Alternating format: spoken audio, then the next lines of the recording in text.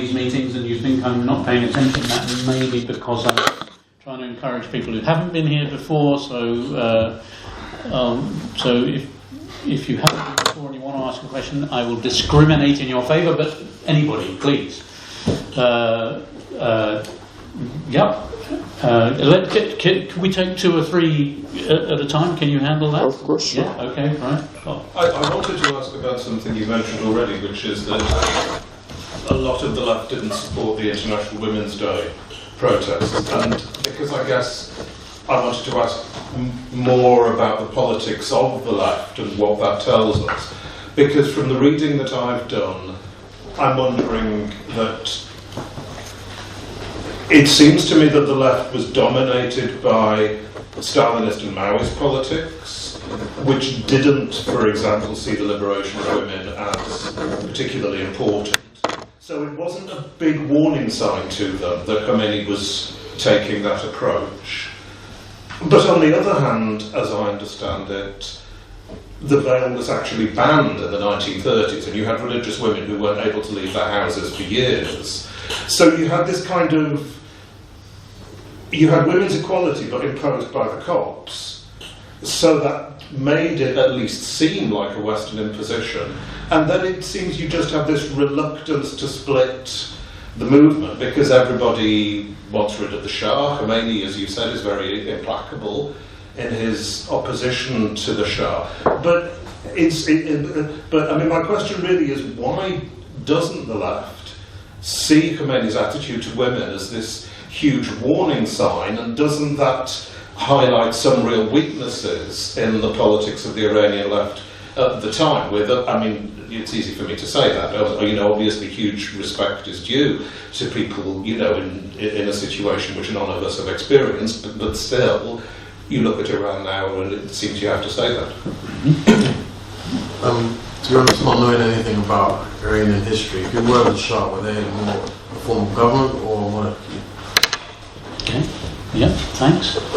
Chair, yes. People who are at the front and sitting down and speaking towards the front are, I find, not wholly audible. Okay, so that question... stand up and turn towards the audience. Well, people can stand up if they want.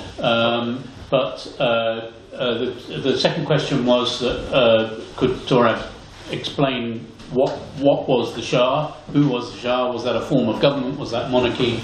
And so that was the second question. And yeah. I'd like to know a bit more about the oil workers' strikes, because I know they were very important.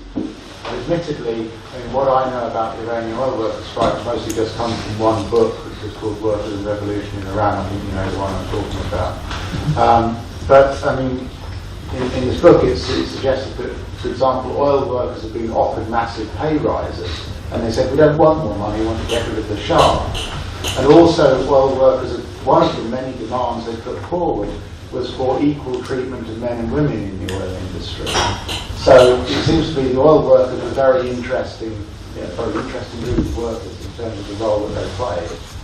And so another quick question is how did the Islamic Society appeal to the working class? Because I know that they did. They tried to present themselves as kind of social democrats. And I think at one point, Khomeini even put forward the demand or the suggestion that electricity should be free. But then that was quickly scrapped. Okay. Yeah, the left initially, the Tudeh party, the pro-Moscow Communist Party, the major Maoist groups, the pro-Chinese sort of groups, directly collaborated with the regime. It's just they offered their services to the regime, basically. And the initial few months, when the regime was politically not all that known, to the population, these groups helped a lot to popularize it. In fact, most of the propaganda, like big posters of Khomeini on the walls or bigger slogans, was thrown by Tudeh party members. Tudeh party had a huge, group which helped in this, because new Islamic opposition didn't have, movie directors, TV, cameraman, this type of thing, for propaganda purposes. To the party served a huge purpose. Anyway, then you had the sort of Iranian-originated groups like Peykar, which is the sort of mujahideen who had become Marxist, and the Fedais, which is a guerrilla, organization you've had. These two groups basically vacillated. They didn't know what to do. Later on, they all split into right and left wing, but at the first year or so, they basically vacillated. Although they could see the clashes between the population and the new regime, they would sort of, once taking the side of the people, then, sort of trying to calm the situation down type of approach. So it's not that they were not, aware of the problem of, women's suppression. But they just, as I said, were sort of pushing against, putting too much importance on this question, because they thought there are bigger issues involved. I mean, for the Tudeh party, the Maoists, it was obvious, but for these newer group, more radical group, like Fedais and Peykaris, who were quite radical, they're sort of, the worst you could say is they're centrics. I mean, in our sort of literature, you could call these centrist currents, they weren't reformist currents. They were not working class currents, but they were, quite radical groups. These people followed the anti-imperialist line. They were saying the main, fight is against imperialism, so throw out all the remainders of, imperialist domination in Iran, nationalize imperialist industries, get rid of the army, that type of thing. So because of, these are the important issues. In fact, there was hardly any foreign capital in Iran at the time. This is a period in which imperialism is dominating through joint ventures, producing consumer goods for the internal market. It's no longer, I want to dominate the oil type of imperialism we have in Iran. So this call for nationalization of all imperialist things actually fell into the hand of Khomeini, because the religious hierarchy, using this, took over all the industry.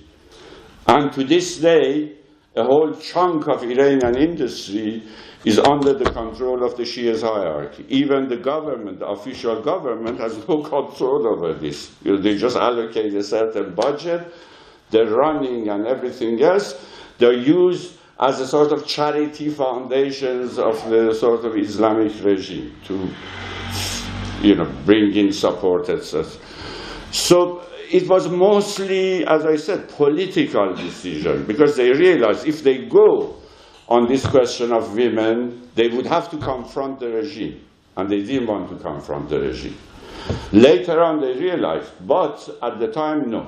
They even called this women's movement sort of corrupt pro-Shah movement. Some of them even went as far as that, saying this is machination by the Shah's regime. They have no foothold left, so this is, play for women. So it was mostly political. They could not confront the Islamic leadership, or they didn't want to confront Islamic leadership. As for your question, my friend, Shah is king. In Persian, we call king Shah. And the last, government in Iran was a monarchic government. Shah was the king, was the leader. He was the guy who was overthrown. They come from a dynasty. His father also ruled. His father was an army man in the Cossack army, Russian Cossack army, which he was stationed in Iran during the previous dynasty, Qajar dynasty. They made a coup. The British, after the Russian Revolution, organized a coup in Iran because they wanted a more powerful government to withstand Bolshevik expansion.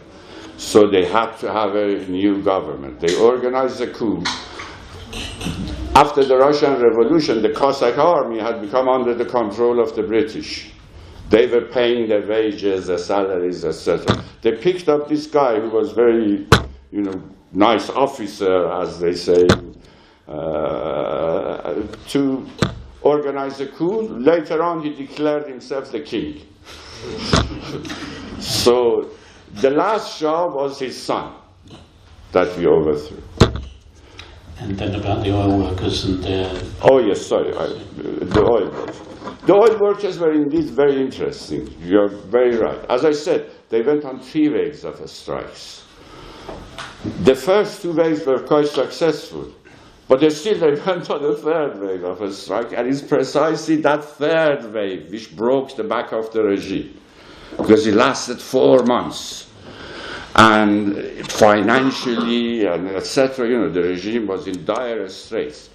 And they also distributed fuels through their neighborhood committees, despite the strike. This is what brought that situation of dual power in the neighborhoods, as it were. So they played a very significant role. And it's a strike committee was actually the only strike committee in the Iranian working class which protested against Khomeini after the insurrection, saying, why is no worker in the Revolutionary Council? Nobody else, no other section of the Iranian working class at the time made any such protest. I mean, later on, yes, but immediately after the insurrection, the oil workers are the only solitary voice of opposition, even not opposition, sort of questioning. And during the general strike, some of their demands, as you mentioned, are very interesting. Not only the ones you mentioned, they had a couple of demands which some of us call transitional demands. A sliding scale of wages, a sliding scale of hours. Was 2 slogans raised, and I bet you there was, no influence of no Trotskyists on these groups, because I know, they picked this up themselves, They picked this up themselves, and I know later on they discovered who was the guy who had actually come up with this, and they had picked this up themselves from literature, from reading, and said, "Oh, these are good slogans. Let's put them in our, chart of, demands." So the oil workers were very interesting. They were, don't forget, they have tradition of militancy from the earlier period, 1953. The oil workers' strike after the Second World War was, sort of the major event in Iranian working class history. That's what gave it its foundation, basically. The fact that they went on a strike had a huge impact during the pre-1953 coup. So they had this tradition also. They're not like, you see, the Iranian working class is very peculiar. It is, say, about 1.9 million who were Iranian working class before the 53 coup. Then the population increases to about 5 million in the next 10 years after the White Revolution, most of whom are young new workers, straight out of the countryside who have joined the new industries. So the revolution, when it takes place, you have these 2 layers of workers. One very young, both in terms of age and in terms of experience, and a section which is noble. It has quite a long history, tradition, unions. Despite the suppression under the Shah, they are quite, even you see their traces up to today. These traditions are carried on even today inside sections of the working class. Now the oil industry is no longer such, because what the Iranian regime has done is basically moved all its own people into it. The population of the oil, the employment in the work industry, in the oil industry, was about 60,000. Say 30,000 workers, half of 30,000 sort of office workers. Actual workers, 30, extraction workers, 30,000. Now it's almost 170,000, producing half what it used to produce during the Shah. So that shows itself the cronyism that has gone into the oil industry during the last 20, 30 years. And hardly a peep out of the oil workers. In fact, the new regime, this is another part of your question, has done this to a number of major industries that it needs. Some of the industries that it really needs, it has actually given them benefits, put its own people in to keep them quiet. And oil workers are one. Unfortunately, even now that there is a sort of new, yes, you can say, you see the signs that we saw in 1976 now in Iran, you know, as if something is coming, a new revolutionary crisis is coming. But in this, the oil workers are hardly playing any role whatsoever. Okay, thanks. Now, more questions. Before I take them, two announcements. One is we're continuing this series through next year. It's been going great, and we want it to continue to go great. We have had one problem, which is getting good spaces to hold these meetings. So unlike the meetings we did last year, we're having to pay some money for community centres like this one. There's going to be quite a few meetings at another community centre just up a bit nearer to King's Cross. Anyway, money would be very welcome, and I'm going to send these two Tupperware boxes round if somebody could guide them in different directions. And also, if you have not been here before and you want to keep in touch, we have an email list where you will get occasional emails just telling you about the next meeting that's coming up. So that piece of paper will come round. Those are the two announcements. Questions? Somebody here, yes? You were talking about the declaration that the veils should be banned, and then later the retreat from that, and that before that there wasn't a retreat before, and then suddenly there were. So I was just wondering if you could make it clear where that came out of. Was it out of acknowledgement that actually those women's groups were actually of some value, or they were contributing, or what kind of caused that retreat, or what did that come out of? Thank you. Yeah, and just sorry, guy at the back, and then. Sorry, I don't know if it's relevant to the discussion like, specifically, but what do you think the tipping point would be now for another revolution? Yeah, and you? Yeah, I just wanted to throw in a word that's not been mentioned yet to do with the workers' side of the movement, which is shuras. It's a wonderful Iranian word. I think it means roughly workers' councils. And these workers' councils flourished after the revolution. In other words, a degree of workers' control, in fact, in some cases, quite a significant degree of workers' control. Managers being displaced, managers fleeing, and workers running different industries, including public oil industries themselves. And that posed a major threat to Khomeini. It took him quite a long time, probably the best part of a year, to get it under control. There's one wonderful example when the workers called a day of protest on May Day, the first May Day after the revolution, and Khomeini was taken by surprise and immediately called his own May Day, to such an extent, correct if I'm wrong, he made May Day a public holiday and raised the minimum wage to make sure he controlled the demonstrations. Okay, thanks. Yeah, and I know there's more questions coming, but shall we take those? So, this removing of the veil took place during Reza Shah's period. As I said, as I explained to our friend over there, the father of the last Shah.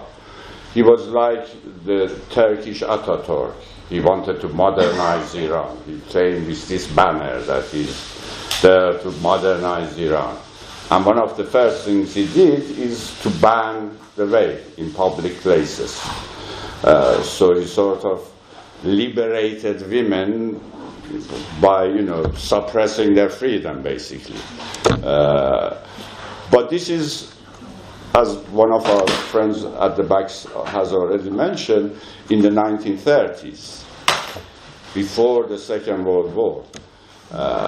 By now, you have a huge growth in urban population in Iran. We are talking 1979, the Iranian Revolution. Especially after the Shah's White Revolution and a huge industrialization, you have a huge growth of the cities. And the proportion of cities to the countryside is almost half-half, 55-45 type of ratios by the time the Iranian Revolution takes place.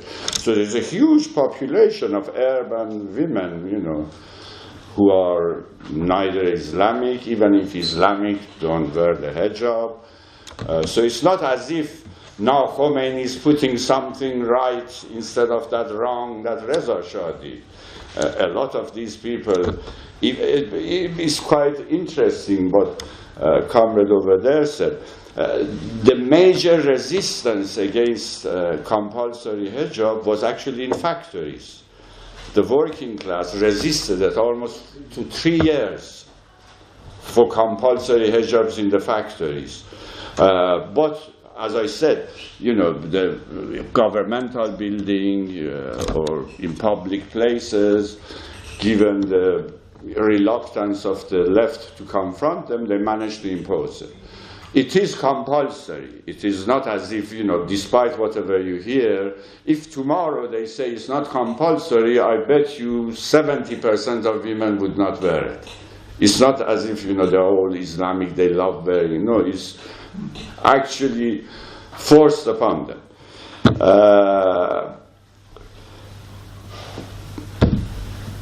On the question of workers' councils, yes, it is a very crucial point actually you raised. Because immediately after the insurrection, all the strike committees became factory councils now. And these factory councils actually had to run the whole place, because not only had the owners escaped, but in many cases even the managers had escaped. So they had to actually manage the factory also. And in fact, the first wave of radicalization comes out of clashes between the factory councils and the government over who has the right to appoint managers. The government was sending managers to these factories and workers were throwing them out. So these clashes were the first wave of actual radicalization of the Iranian working class. You see, after the insurrection, this class differentiation now becoming more and more obvious. And one cleavage point was precisely this management of factories. Another interesting thing which developed, which a lot of people didn't notice at the time, or the left didn't take it as seriously, a lot of these factories would actually, to cut off the bazaar, the middleman merchants of the bazaar, would actually put up tents outside the factory and sell their products directly to the population. Or bring in tents in the middle of the city in front of university, because they knew students would protect them, to sell their, you know, products. So you see huge potential. These are, you know, workers who have become radicalized by the mosques. But nevertheless, the actual logic of class struggle itself is pushing them towards really radical solutions. But unfortunately, nobody took up I mean, other than us, our group alone. I mean, on a lot of things, many other groups said, you know, similar thing. But this one, nobody other than us said this. Councils unite. Because if these factory councils had united, say in Tehran, we had almost 500-600 of these. If they had united, it would have been a major force against the Iranian government, resisting all these, you know, push towards, you know, suppression of rights, etc. But even so, the working class was not defeated as quickly as the rest of us. By 1982, when, as I said, the whole thing had gone, the working class was still negotiating labor laws with the government. They had fought for labor laws. The government kept on postponing it and not granting it, and it continued. And the first labor laws that they actually signed and gave to the workers was quite progressive, you know, compared to, say, Labour Party here, may come up with a lot less than that, you know. So it wasn't that bad a deal at the time, despite the fact that they had started already building their own workers' organization. The same councils that I said we didn't go and unite, the Islamic actually managed to unite. And they united them and brought them under what is called workers' home, Khane Kargar.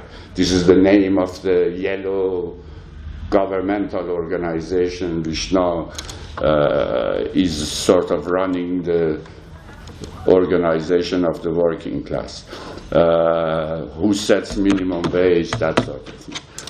So yes, they did resist. They were the most successful in resisting, but eventually they were brought under control, I'm afraid.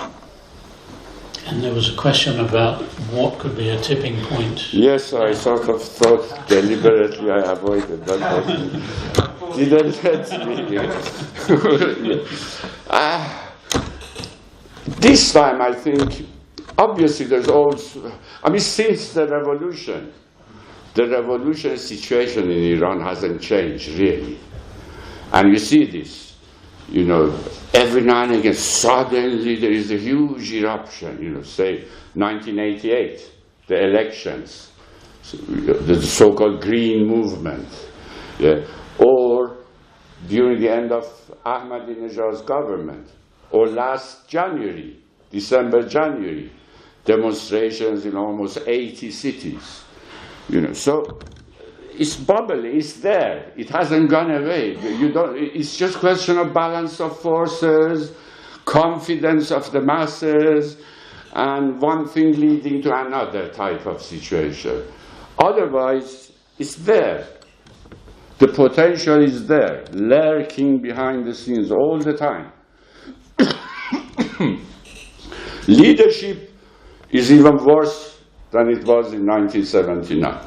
We don't, even those groups which vacillated and collaborated have all collapsed. Nothing good has developed, nothing viable has developed, or with influence anyway. But there are signs in which you could say, this time it's going to be the working class which would be the start of the, because you see a huge resistance gradually building up inside the working class.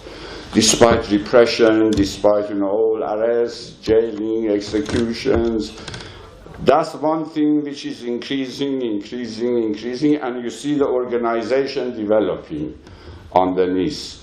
My own, you know, analysis is you have to see for the signs of a national workers' organization, or national workers' movement type of thing. As soon as you see that, I think we are ready for the next, you know, revolutionary crisis, because that the Iranian regime cannot contain. It fears the most any national movement. For example, teachers, because they have, you know, in every city you have some teachers. So the Teachers Association, when it goes on a strike, it puts the fear into the heart of the regime, because they cannot suppress it so easily. You suppress it in London, it carries on in Glasgow. You suppress it in Glasgow, it carries on in Cardiff. You know, it's not so easy to suppress a national movement. So they really fear this process of movements joining together, especially at the Stafford National. And they're resisting like hell any attempt at building a national organization. But we are moving towards that direction. There are already networks developing that are actually managing this inside, by activists themselves, by worker activists themselves. I would say that would be a good sign.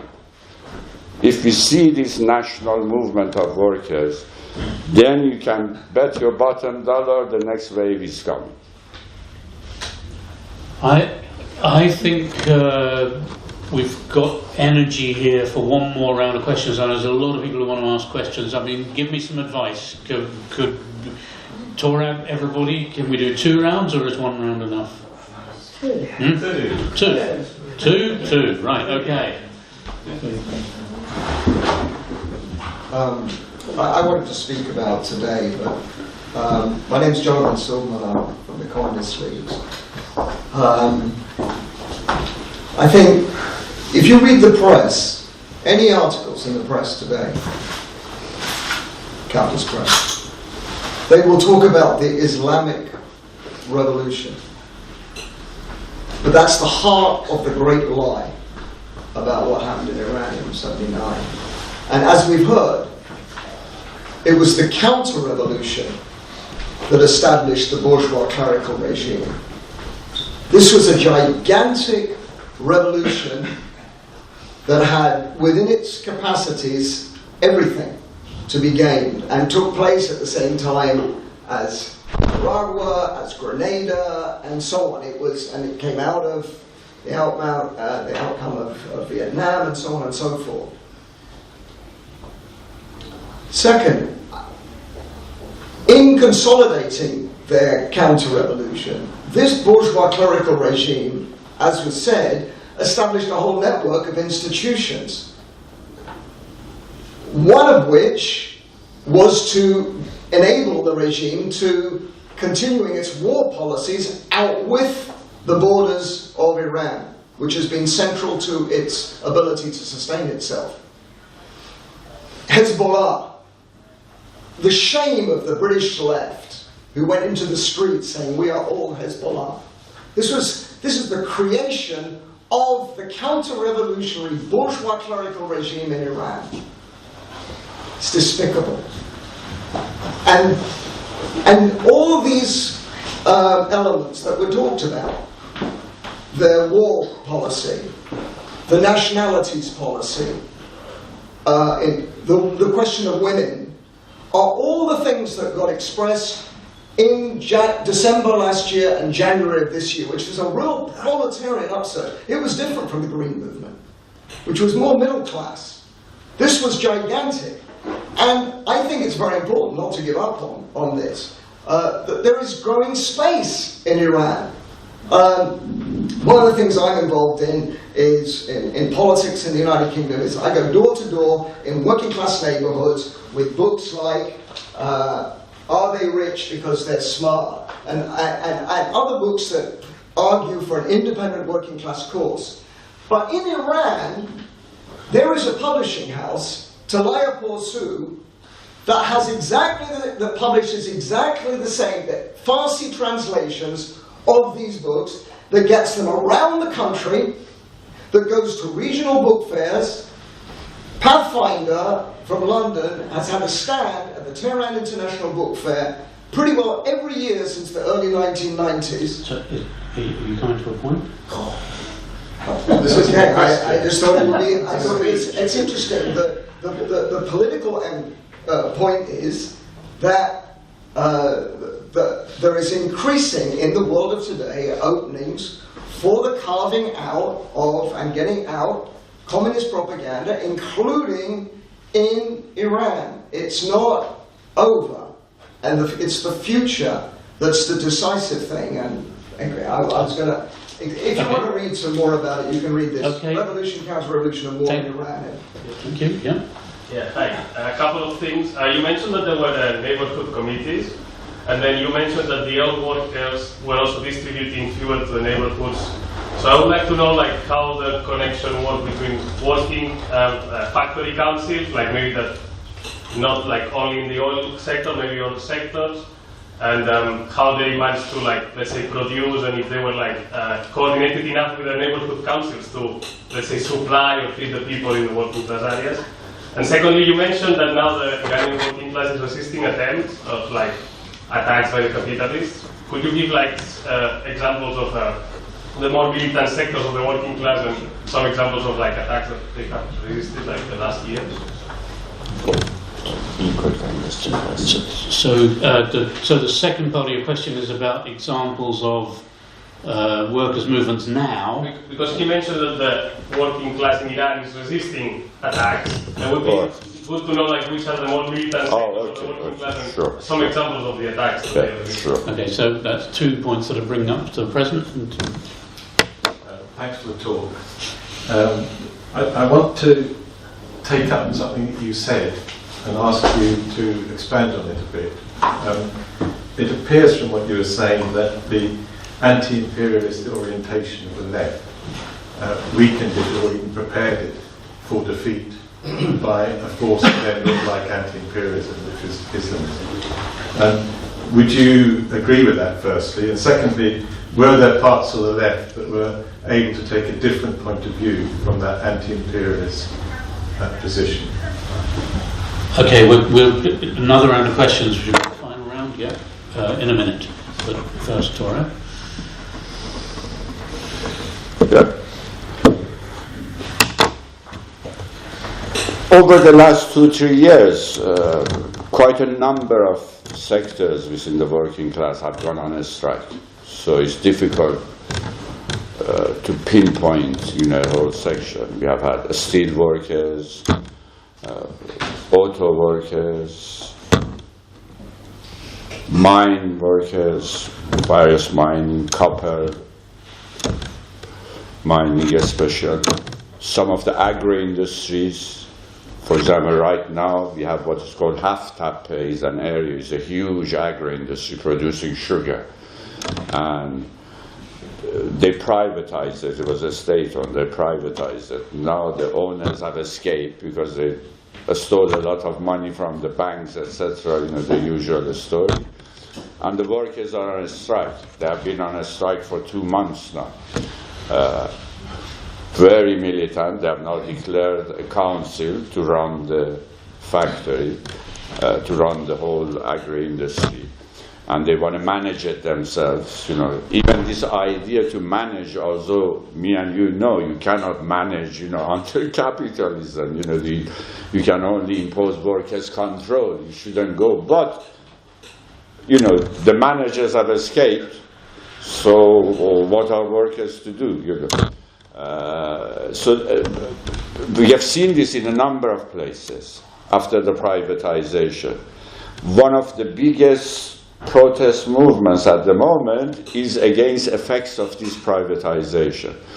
Because a lot of unpaid wages, for example, there's a 20, 30 protests over the last 20 years simply because their wages haven't been paid. Because the ownership has escaped, nobody knows who is responsible, if his government doesn't pay, that sort of thing. So it's difficult at the moment to say really who are the most militant. But some of the major industries haven't yet come to the forefront, like the oil industry, like some of these industries which are now producing all the armaments for the Iranian regime, all the missile factories, all the, this side of thing, all the, especially gas has expanded a lot, gas production in Iran. That has hardly made, any sense. So major sections, you do not see yet any, significant change. But, as I say, the radicalization is spreading everywhere. It's not confined to any city or any particular, branch of industry. It seems to be nationwide. The mood is there, nationwide. It just needs organization to sort of, the masses don't have the confidence yet, as it were, because you get suppressed. You just raise your head, they grab you and put you in jail. It's difficult. It needs that sort of catalyst to make it, suddenly Iraq. And I think as soon as some strike or some movement leads to some sort of national protest, that would happen. That would break the barriers and the workers would realize they can actually get their demand. But that we haven't reached that stage yet. In terms of connection between strike committees and neighborhood committees, yes, they were close, because as I said, a lot of the workers in the strike committees were also active in the neighborhood committees. So they would coordinate. Oh, you need oil? I, phone my friend, over there. They bring you oil. You want this? It was quite, no organization, no national organization, but it was handled quite well for 4 months. And of course, the religious network helped a lot. The network that they had through the mosque also helped. But that was actually organized and handled by the neighborhood committees mostly. And in fact, the problem with the Iranian Revolution later on was the neighborhood committees. Because the workers, instead of building their own united council movement, went inside these neighborhood committees, which later on were used actually to suppress the working class, because they were so much dominated by the religious hierarchy. The anti-imperialism of the left, yes, I agree with what you say. Unfortunately, this was the case. You still have these groups in Iranian left who who had a very primitive view of world imperialism, firstly. Secondly, the view they had, even insofar as it was anything near sort of traditional, sort of Marxist, sort of Bolshevik type of analysis, was really out of date. Because after the White Revolution, basically the whole situation in Iran changed. Western, US capitalism is allowing the Iranian regime a huge industrialization plan based on selling them means of production to produce consumer goods for the home market. And these are all joint ventures. So this is different from, imperialists coming, dominating the production of raw material, and that's, because of that I want to control everything. I mean, it's a totally different scene. The period after the Second World War, basically, where capitalism becomes interested in making everywhere capitalist. You see a huge growth of capitalist economies after the Second World War. This was totally missed in the understanding of the Iranian left, even the good section, the sort of forward-looking sections of it. So they were more or less hoodwinked by, the religious hierarchy. Because if you go back to the 1960s, the origin of Khomeini's opposition to the White Revolution is reactionary. They are opposed to the White Revolution because of land reform. The Shia hierarchy is the biggest landlord in Iran, even today. They were the biggest landlords in Iran before the revolution. They are not even bigger. The Bazari merchants, they are not just little shopkeepers. They are billionaires, some of them. They run trades from Lebanon all the way to Indonesia. They have roots. It's a traditional Islamic group, but this is a huge layer of the Iranian ruling class. It has been, always. So, how can these be anti-imperialists, for God's sake? Obviously, this is just, but, as I said, the left actually helped them to power by, providing the political, credit for their silly slogans. Like they wanted to take over all the industries, Shah's industries. As I said, they still own it. On the so-called charity foundations. Foundation for the Poor. This is the name. They run almost 80% of the old industries from the Shah's period under these charity foundations. And the left helped to justify this by saying, nationalize all these imperialist, industries. So they did nationalize. Okay, let's take one more round of brief questions and some brief answers. So, yeah? Just following on from that last one, just in terms of the groups, particularly in this kind of 1976 up to 1979 period, particularly the kind of relationship between the kind of cleric sort of groups that are much more kind of formed around religion, or those much more formed around workers' movement. And to understand a little bit more the interaction, because I think if you're from an outsider, you can look at these things in very black and white. But was it a bit more fluid? What were the relationships between people who were slightly more focused on the kind of a religious state and those who were focused much more around revolutionary?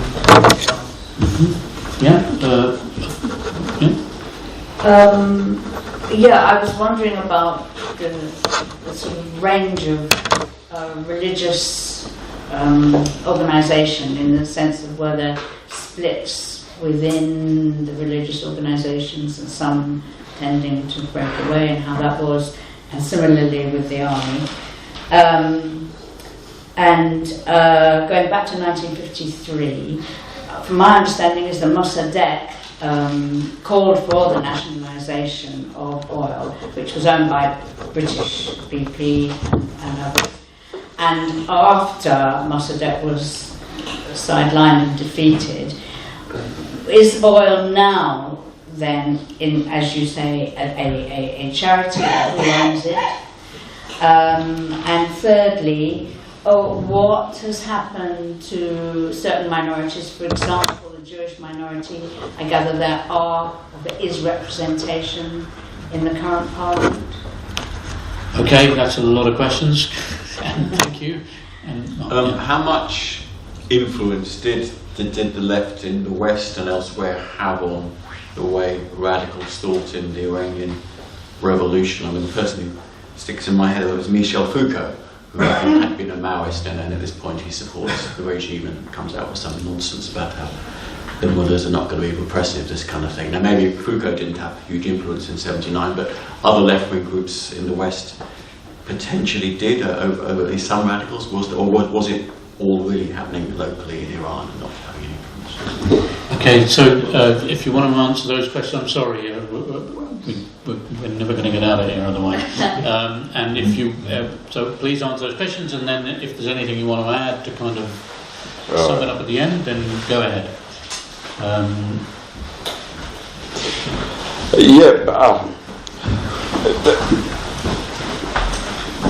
Islamic, sort of religion in Iran, Shia religion, especially in Iran, is a very contradictory phenomenon. You cannot sort of quickly label it one way or the other, because it has many different trends in it. But one thing, certain things you have to remember is this.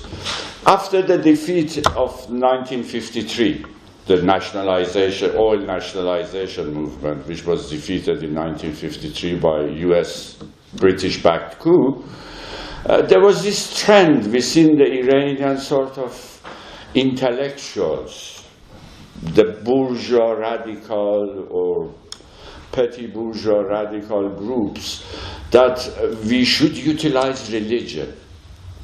One way to gain popular support for any change, for any movement, for any sort of real opposition to Shah and to imperialism is to utilize Islam. So use it as a sort of liberation ideology to bring in the masses. So that trend is developing within the Iranian, Islamic currents. We already have a whole political group. Bazargan, which I mentioned, the first government in Iran, belongs to a movement called Freedom Movement. But this is a liberal religious grouping, which developed within the Iranian coalition of National Front, all the bourgeois opposition. So we already have a political party also, which is pushing this line, that we need an Islamic government, not the type Khomeini came up with eventually, but a bit more liberal type of thing. Then the Iranian regime itself, the Shah, In fact, the only reason the coup in 1953 succeeded was the whole section of the Shia hierarchy collaborated with, US British-backed coup. Without their support, the coup in 1953 would not have happened. To get rid of Mossadegh, the Shia hierarchy at the time was Ayatollah Kashani. He was the leading figure. He actually, now the whole documents are out, that he actually got paid, by the British and the Americans to help in this coup. So a whole section of the Shia hierarchy was already helping the Shah. Yeah? So what they did after the coup in 1953, when they set up SAVAK, this new intelligence service, which was sort of trained and organized by Mossad and CIA, basically. Yeah, these two were fundamental in organizing Iranian secret service. They actually set up an Islamic group, anti-communist Islamic group inside Iranian SAVAK to fight the communists. Because, and who would they find to do this? They found the anti-Baha'i groups. Baha'ism is a sort of Islamic sect which developed during the constitutional revolution period, early 20th century. It was very progressive sort of interpretation of Islam, like a sort of capitalist, liberal interpretation of Islam, which was defeated but later on taken over by the British, basically, became a tool of the British. Yeah? But it had, has still a lot of supporters, people who are Baha'is in Iran.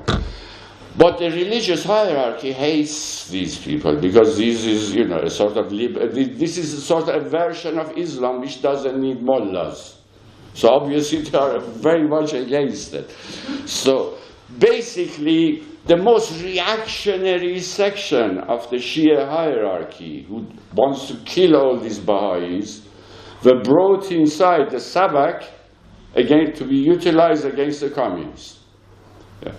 This group set up a thing called, I just give the name in Persian, Hojjatiye Association. Yeah? A lot of now current leaders of the Iranian regime were members of that original Hojjatiye organization. Hojjatiye Association, which was set up by SAVAK. Ahmadinejad, who was our president before Rouhani, elected president, supported by Khamenei, the religious leader. His guru is a guy called Ayatollah Halabi, who was the leader of this group inside SAVAK. So there is quite, when you now look, you see when the Shah was being, overthrown, a whole section of SAVAK itself was actually helping and planning this. They had already set up quite a number. A year before the insurrection, they released Shia hierarchy leaders from the jails, and these guys were the guys who set up these 14 military committees that I told you took over power after the insurrection.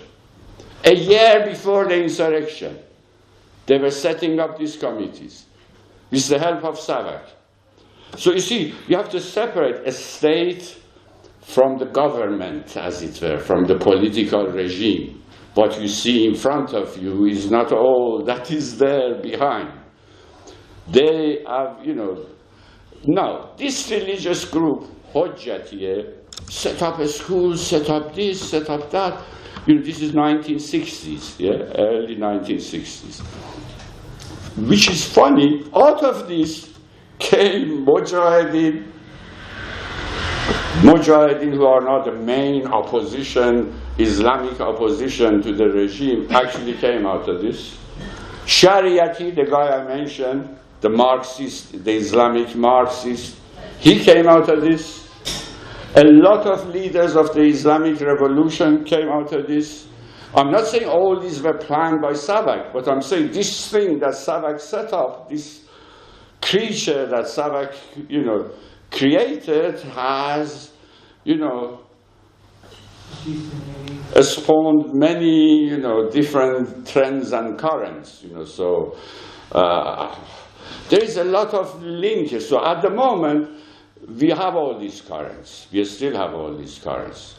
You still have, you know, a sort of liberation theology type of, you know, version of Islam. You still have this very, you know, Marxist-tainted type of version of Islam. But because of the nature of the Iranian regime, basically all those currents are ever so weak. You cannot really play on Islam anymore in Iran to win over the, you know, as soon as you say that, people turn away. So it's no longer a sort of, you know, popular means of fooling the masses, as it were. Nobody takes you seriously. If we had a free election tomorrow in Iran, I bet you my bottom dollar they wouldn't get more than 10% of the vote. It is that unpopular, this government. So you see elections. If they put a monkey there as candidate, people would go and vote for the monkey rather than vote for the candidate of the regime. If they allow a monkey to stand. Sometimes they do. They go and pick the guy who is even a slightly, you know, disliked by the Iranian regime. They all go and vote for him. The only time they can participate and vote.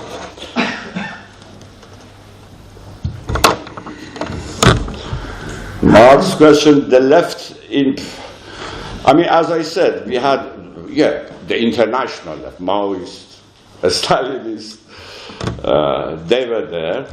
But the two main groups were sort of original Persian groups, really.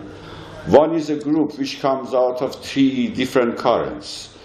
One is the youth section of the Tudeh party after the coup in '53, which is now demoralized, has abandoned the Stalinism in a way, the Tudeh party. They said, why didn't we resist the coup?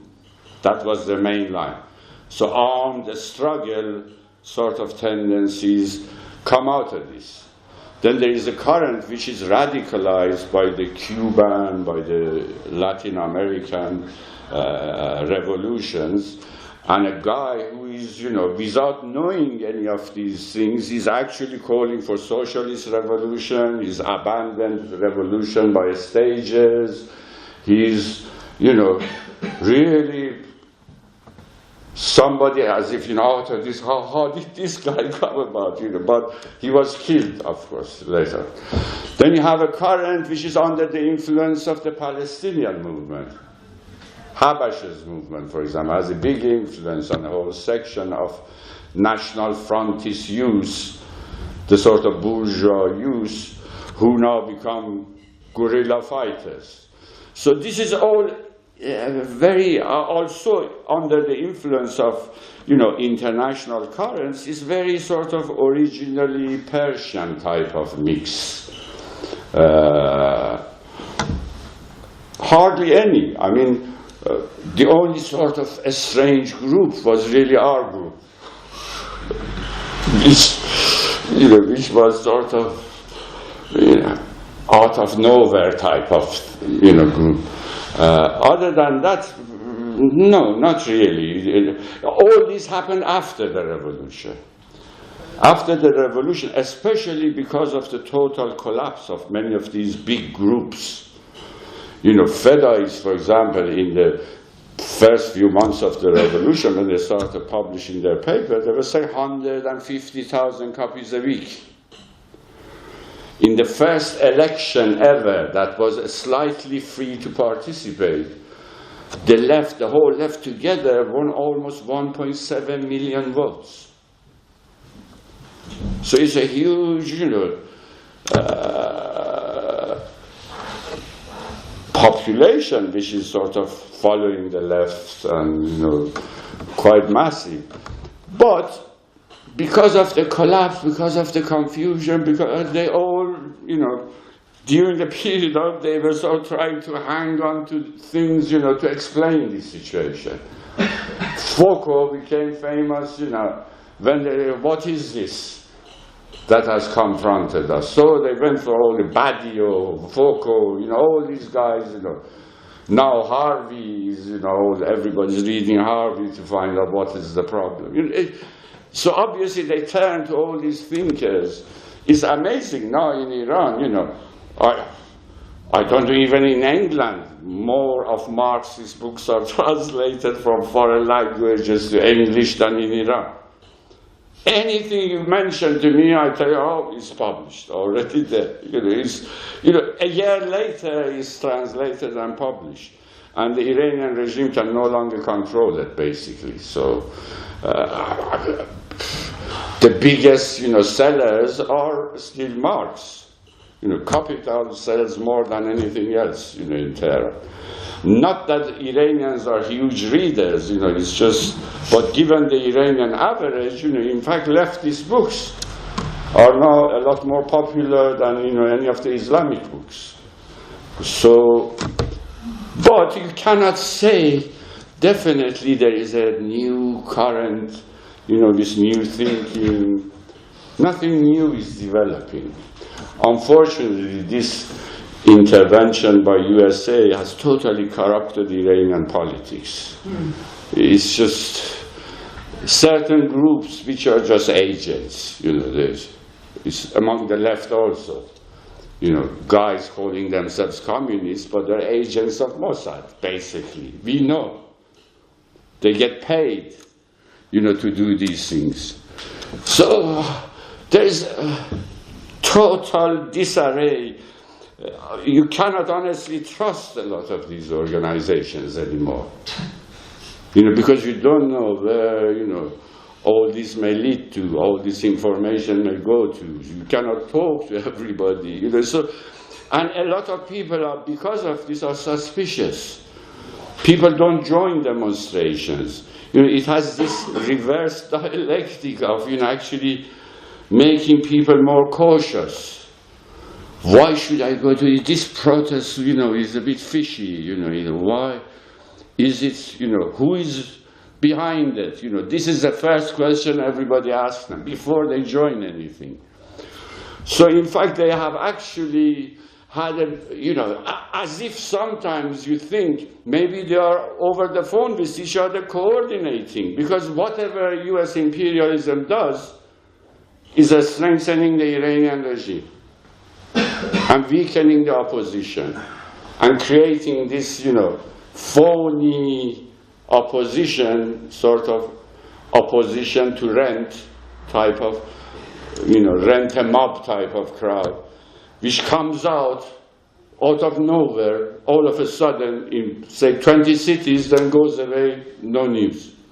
So all this is having a major, deteriorating effect on the Iranian opposition, especially now, especially after Trump, because the money is now flowing. It's just Saudi Arabian money, and it's just the TV station, 24/7 TV stations, bleating, all sorts of things. Groups which have suddenly appeared with newspapers, things which is phony. So this is going to have and no left group has emerged that can sort of contain all these currents or replace these currents. So we are in a very we're going through the worst period, as it were. A revolution is coming, but we are just totally disorganized, without any strategy, without any agreement between various groups, without any clear program emerging. What do we do next? At least on some of the basics. Sounds like Is that where we're stopping?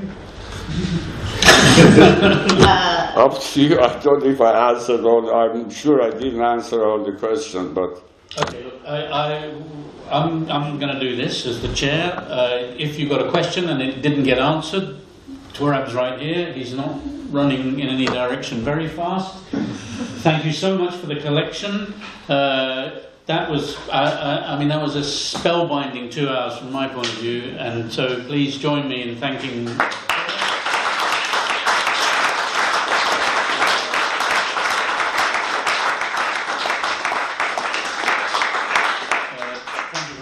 much. Now, very quickly, announcements. There's a pub down there on the right. I think it's called the Marquis of Cornwallis, and it's quite customary for us to go there after these sessions. Please do so. You have an announcement. Your name? Jenny. Go. I've left some of you may be familiar with this already, but just recently I went to an archive event of an oral history project about construction workers from 1950 to 1970, and it's there's 5 different case studies that they've published, and I've bought a few copies of 2 of them along.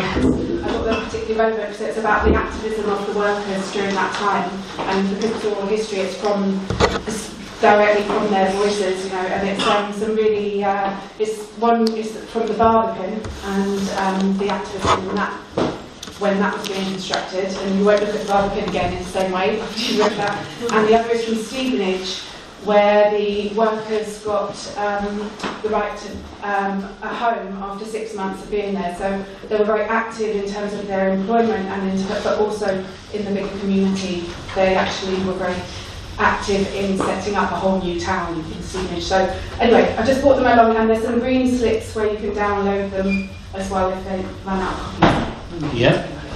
Houseman to Friday night, 7 o'clock. The Anarchist Academic Group is doing a talk on great anarchists. She's a good speaker, so it's worth it if you're into that sort of thing. Okay, thanks very much. Any other announcements? Yes, a couple of weekly work area. Okay. Thank you very much. And the last announcement that is from me, December the 13th, Thursday, December the 13th, is the next session in this series. The title, You're Not a Worker, You're a Pair of Hands, Women at the Unofficial 1970 Leeds Clothing Workers Strike. Liz Lester will be talking. It's not here. It's in the University College in Taverton Street, in the Anthropology Building. Please join us, please sign up on Eventbrite so we know you're going to do so, and thank you very much. No, you can't. I wanted to ask you about whether the revolutionary are descendants of Slovak. How does the connecting line work with that? A lot of them are. A lot of the leaders were. But most of you just university chairs, do they go back all the way slow? Yeah, no, these chairs need to be piled up and put against the wall. But most of the energy shaders that built during the war, also they have finished the war quite early. They never prolonged it. And they have been new Islamic army, which you can see now fighting in Iraq, fighting in Lebanon, quite well organized, fighting unit. This is new. This is not. They are not under government control. They are, of course. I mean, part of my reason for asking is that Nazanin Zaghari Rector is a good friend of mine. She was our lawyer for 3 years. So obviously we've been following her case. But she has been told by the prison governor that as far as she's concerned, she can be released from prison anytime. But until the Revolutionary Guard can be released, yes.